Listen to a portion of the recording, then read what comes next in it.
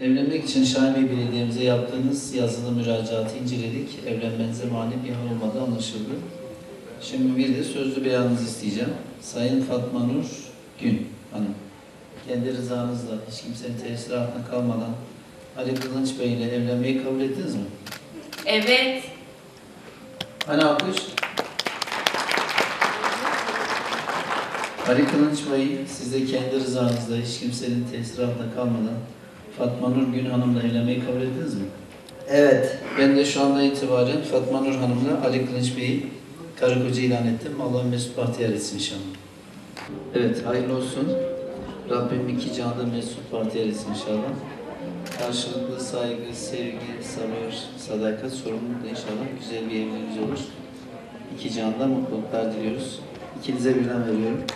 Evlenmek için Şahin Bey Belediye'mize yaptığınız müracaatı inceledik. Evlenmenize mani bir hal olmadığı anlaşıldı.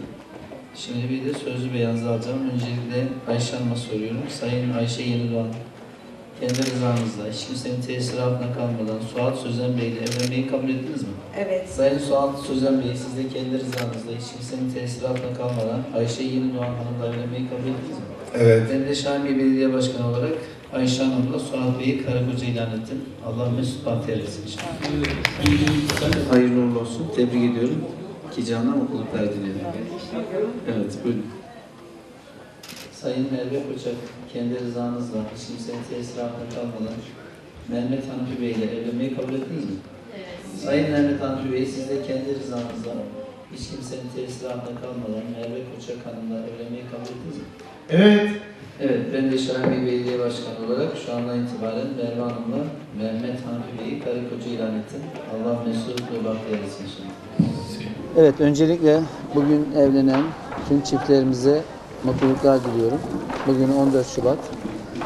Şahin Bey Belediyesi olarak bugün 93 adet çiftimizin nikah akdini gerçekleştirmiş olacağız. Şahin Bey Belediyesi olarak biz Türkiye'de en fazla nikah kıyan belediyeyiz. Geçtiğimiz yıl 2019 yılında 7.707 çiftimizin nikah akdini gerçekleştirdik.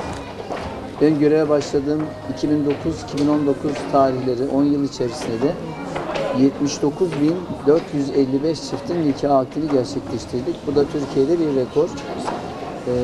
Evlilik tabii ki önemli bir müessese.